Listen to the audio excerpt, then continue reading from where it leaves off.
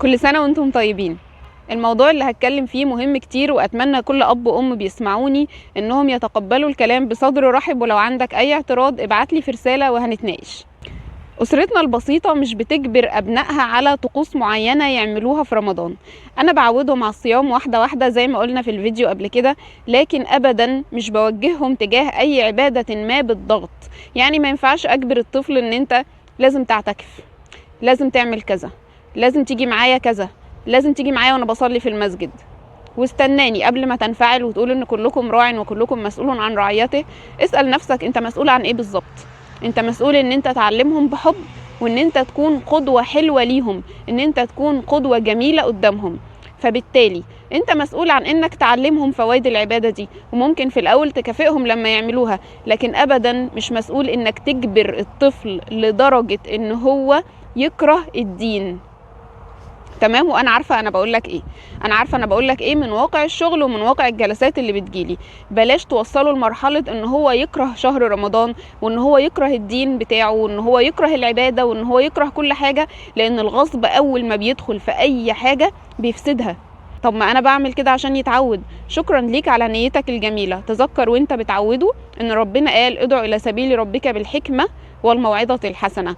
اول حاجه خالص بالحكمه. يعني ايه بالحكمه؟ يعني شوف مدخل الطفل ده. يعني ممكن يكون هو طفل اصلا حركي جدا، ما يقدرش ان هو يثبت في مكان فتره طويله، فما تروحش انت تمسك في عباده مستلزمه ان هو يفضل في مكان فتره طويله وتقول له هي دي. ممكن يكون طفل بيحب العطاء جدا، بيحب ان هو يدي باستمرار، فانا هعلمه هنا يتصدق، هعلمه هنا اهميه الزكاه، هعلمه هنا كذا. يعني ادخل للطفل من مدخل يكون محبب له وقريب لشخصيته. طب وبقيه الحاجات يعني اهملها، ارميها؟ يعني الاسئله من هذا النوع بتدل ان انت يعني مش بتسمع عشان تستفيد قد ما بتسمع عشان تهاجم او تنتقد. فلو انت بتسمع علشان تهاجم او تنتقد، اهلا بيك، لكن مش هتوصل لاي حاجه. تمام؟ نرجع تاني لكلامنا. بلاش ندخل الإجبار والإكراه في العبادات. شوف للطفل ايه الحاجة اللي هو بيحبها وساعده ان هو يعملها، وساعده يكون معاه وكافئه. طيب الحاجة اللي هو مش بيحبها ممكن تيجي بالتدريج، وان لقيت الطفل بدأ يعملها مرة وما يعملهاش التانية، ما تبقاش انت يعني متصلب الفكر. ما تبقاش انت متصلب الفكر معاه انه ما ينفعش يغلط ولا مرة. حاجة كمان مهمة جدا، ان اكتر حاجة بتخلي الطفل يقلدك ويعمل العبادات اللي انت بتعملها ان هو يكون شايفك نموذج حلو قدامه، نموذج سوي قدامه. لكن لما يلاقيك ان انت اصلا شخص تعيس، وشخص مش بتحقق حاجة في حياتك، وشخص حياتك كلها مليانة مشاكل ومليانة اضطرابات، وبعدين انت عايزه يعمل نفس العبادات بنفس الطريقة بتاعتك، هنا القصة مش في العبادة اصلا، العبادة بره المناقشة. القصة هنا في النظرة اللي الطفل بينظرها لك، اللي هو وانا هعمل الحاجات دي عشان ايه؟ عشان ابقى زيك مثلا يعني؟ طب ما انت مش قدوة طيبة قدامه.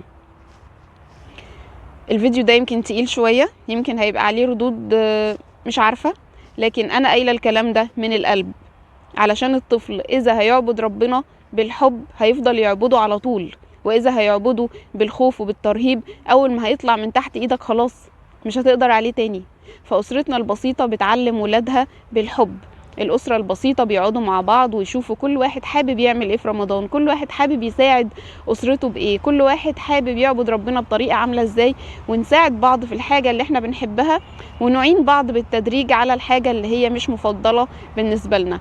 ملخص الفيديو ده يا جماعة، الغصب ممنوع، ومش بيوصل الناس لأي حاجة، ومش بيوصل أطفالك لأي حاجة غير إنهم بيكرهوك وبيكرهوا نفسهم وبيكرهوا. لو عندك أي سؤال ابعتلي.